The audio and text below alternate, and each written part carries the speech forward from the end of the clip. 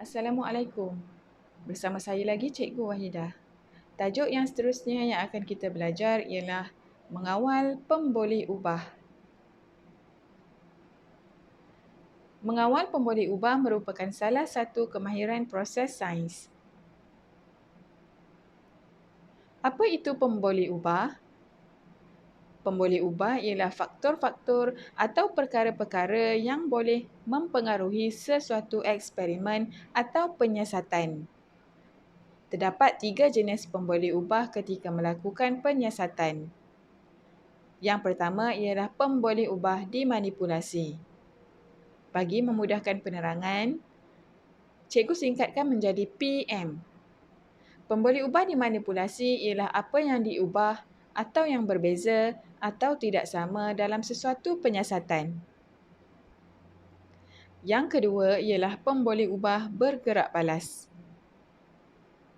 Pemboleh ubah bergerak balas ialah apa yang kita perhatikan atau keputusan penyiasatan atau apa yang dilihat dalam sesuatu penyiasatan. Manakala pemboleh ubah yang ketiga ialah pemboleh ubah yang dimalarkan PD. Pemboleh ubah dimalarkan ialah sesuatu yang dikekalkan atau sama, tidak berubah atau tetap sepanjang penyiasatan dijalankan. Mari kita cuba kenal pasti semua pemboleh ubah ini dalam penyiasatan berikut. Sekumpulan murid telah diminta untuk menjalankan satu penyiasatan ke atas pertumbuhan anak pokok kacang hijau dalam masa 7 hari. Anak pokok itu disiram air dengan kuantiti yang sama setiap hari. Dalam penyiasatan ini, faktor yang berubah ialah masa, iaitu hari.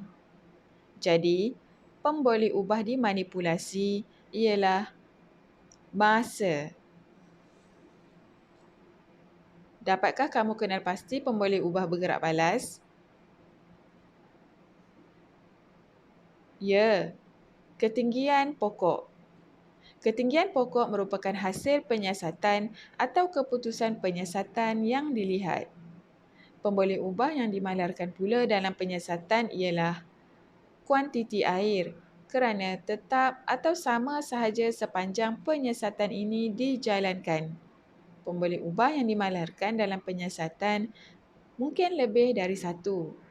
Jenis pokok juga boleh menjadi pemboleh ubah dimalarkan. Bagaimana pula mengesan pemboleh ubah dari jadual? Mari perhatikan soalan ini. Seorang pekerja membandingkan kelajuannya apabila menunggang motosikal ke tempat kerja dengan kelajuan ketika menunggang basikal. Jadual menunjukkan jarak dan masa yang diambil. Masa yang diambil untuk sampai ke tempat kerja ialah 20 minit jika menaiki motosikal, manakala 48 minit untuk sampai jika menunggang basikal. Dalam penyiasatan ini, kita boleh kenal pasti pemboleh ubah berdasarkan jadual. Lihat pada tajuk di dalam jadual dan kenal pasti pemboleh ubah berdasarkan keputusan yang ditulis dalam jadual. Pemboleh ubah yang dimanipulasi ialah jenis kenderaan, manakala pemboleh ubah yang bergerak balas ialah masa.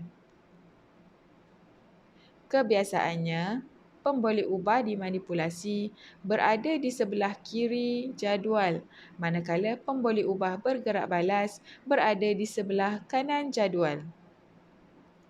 Pemboleh ubah dimalarkan ialah jarak ke tempat kerja kerana jarak ke tempat kerja sama sahaja sepanjang penyiasatan iaitu 20 km.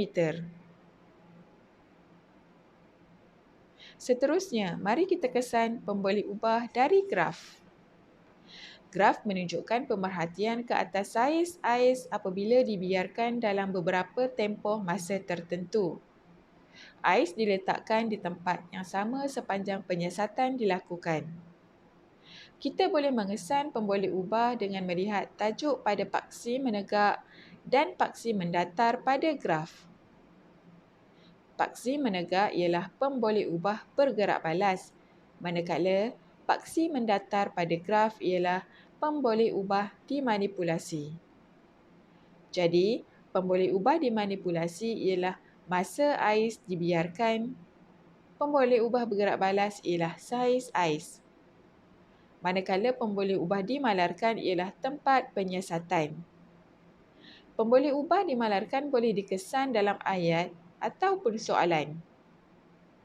Perlu diingatkan, untuk menulis pemboleh ubah, mestilah perlu disertakan ukuran atau parameter dan objek. Contohnya, saiz bikar, panjang tali, tinggi landasan, suhu air atau jumlah roda. Diharapkan penerangan ini boleh membantu murid untuk mengenal pasti dan menulis pemboleh ubah dalam penyiasatan. Jumpa lagi untuk tajuk seterusnya. Assalamualaikum.